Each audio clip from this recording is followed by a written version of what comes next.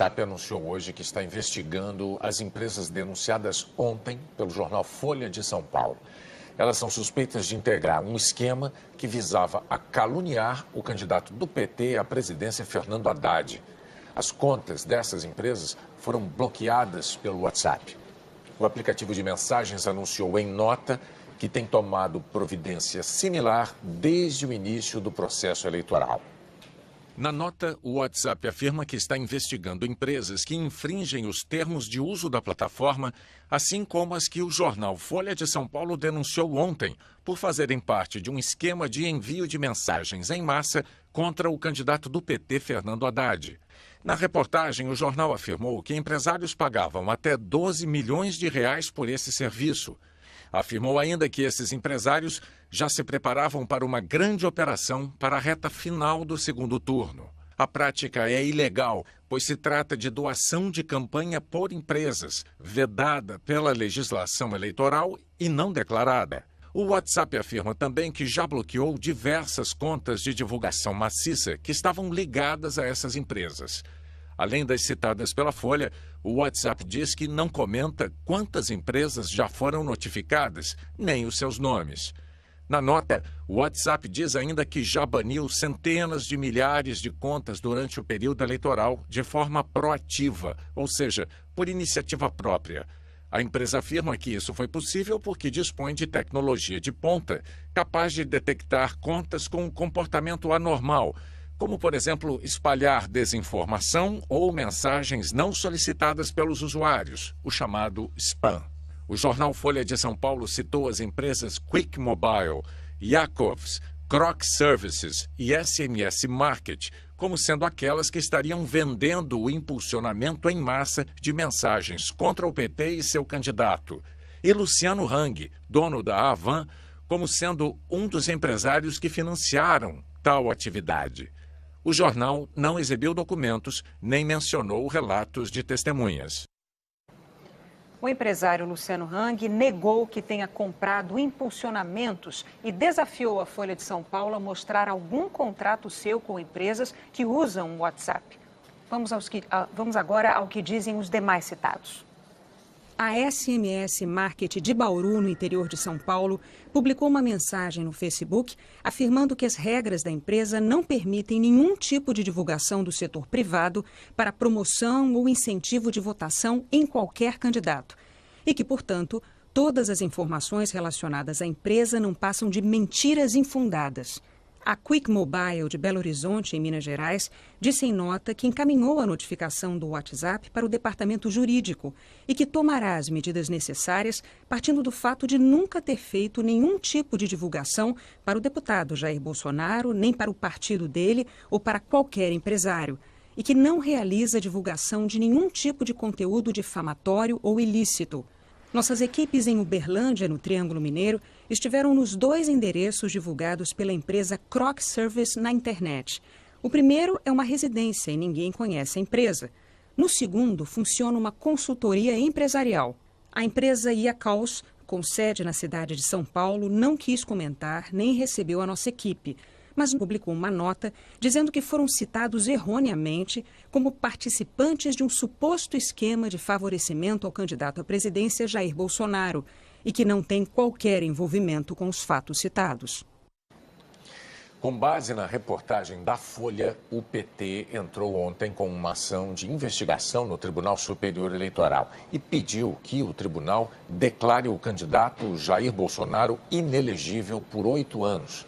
Na ação, o PT afirma que o presente caso trata do abuso de poder econômico e uso indevido dos veículos e meios de comunicação digital perpetrados pelos representados, uma vez que estariam beneficiando-se diretamente da contratação de empresas de disparos de mensagens em massa, configurando condutas vedadas pela legislação eleitoral. Na ação, o PT também afirma que o caráter eleitoral dos fatos narrados é evidente, além de demonstrar potencial suficiente a comprometer o equilíbrio do pleito eleitoral de 2018. E o PDT entrou agora há pouco com uma ação no TSE. O partido quer uma nova eleição de primeiro turno sem o candidato Jair Bolsonaro. O ministro Jorge Mussi, corregedor do Tribunal Superior Eleitoral, abriu a investigação pedida pelo PT contra o candidato Jair Bolsonaro, do PSL, mas rejeitou todas as medidas cautelares solicitadas, como busca e apreensão e quebra de sigilo. Segundo o ministro Jorge Mussi, a concessão de liminares antes de ouvir a outra parte deve ser feita com cautela e o pedido do PT é baseado apenas em matérias jornalísticas que não permitem, neste momento, demonstrar a veracidade das suspeitas. Jorge Mussi destacou que a questão será analisada em momento próprio durante o curso da ação. O ministro deu 5 dias para Bolsonaro responder aos questionamentos.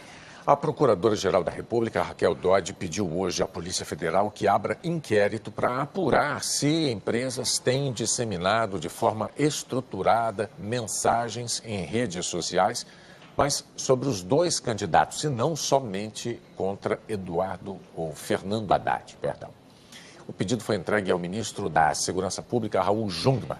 Nesse pedido, Raquel Dodge destaca que a denúncia já tinha motivado a abertura de procedimento pela Procuradoria-Geral Eleitoral para verificar a existência de eventual utilização de esquema profissional por parte das campanhas com o propósito de propagar notícias falsas. E explicou que a situação agora exige apuração na ótica criminal. O candidato do PT, Fernando Haddad, voltou a comentar hoje a denúncia. Ontem a Folha de São Paulo trazia uma reportagem de capa muito séria, uma denúncia de que via Caixa 2 o meu adversário tinha feito uma espécie de tsunami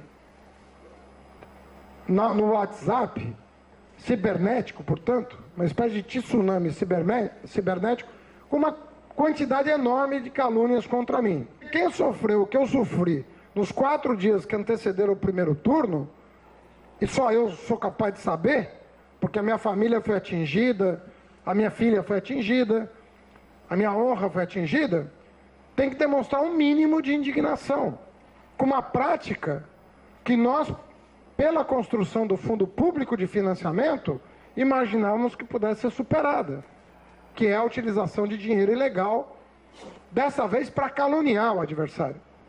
Não foi nem para fazer propaganda. Se ainda tivesse sido para fazer propaganda dele, seria crime, mas vamos dizer assim, bom, está fazendo propaganda do que fez. Como ele não fez nada a vida inteira, ele é obrigado a atacar.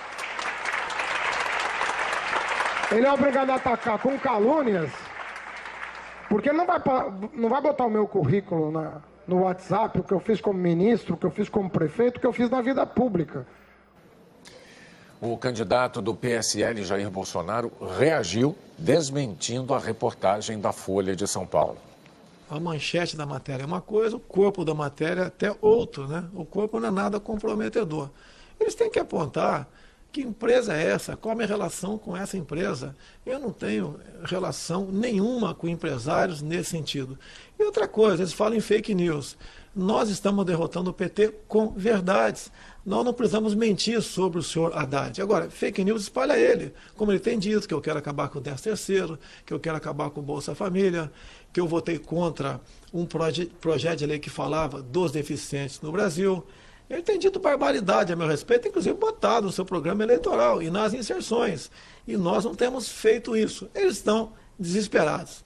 Não vão conseguir atingir seu objetivo, até porque eu estou tranquilo. Diz mais ainda, o próprio Haddad agora diz, que eu em jantares havia estimulado o empresário a fazer isso aqui. Deixo claro, desde o dia 6 de setembro sou fora de combate. Fiquei 23 dias dentro do hospital e agora dentro da minha casa. Não participei de jantar com quem quer que seja. O candidato do PSL, Jair Bolsonaro, defendeu hoje a liberdade de imprensa e falou sobre propostas para a área da saúde. Ele disse que, sem indicação partidária e combatendo a corrupção, a pasta terá dinheiro para voltar a fazer investimentos. Jair Bolsonaro passou o dia em casa. No início da tarde, ele recebeu a visita de deputados da bancada católica. Mais tarde, Jair Bolsonaro recebeu um comitê de entidades de assistência à pessoa com deficiência. Segundo o deputado Onyx Lorenzoni, do Democratas, que intermediou a conversa, a defesa da população com deficiência será prioridade num eventual governo. Em entrevista, o candidato do PSL falou sobre suas propostas para a saúde.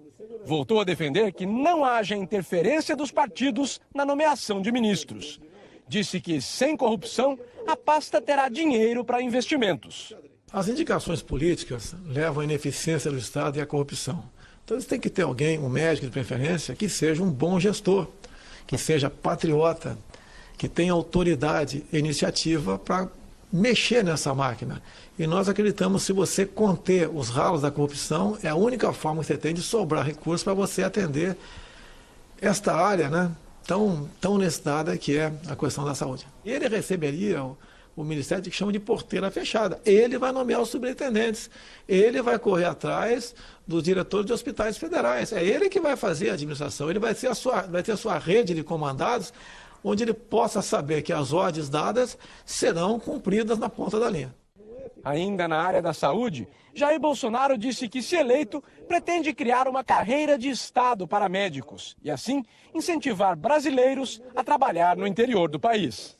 Criaria a carreira de Estado.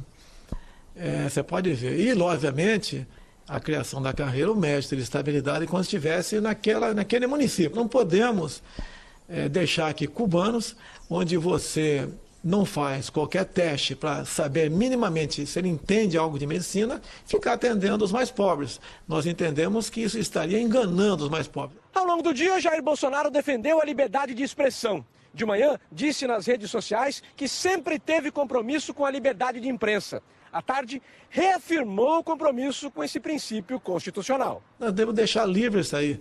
E o leitor daí, de acordo com o seu sentimento, de que aquela fonte está lhe dando informações precisas, ele a valorizará.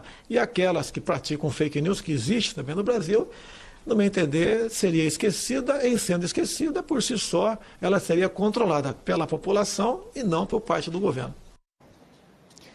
O candidato do PT, Fernando Haddad, também passou o dia no Rio. Ele falou sobre violência e disse ser contrário à liberdade.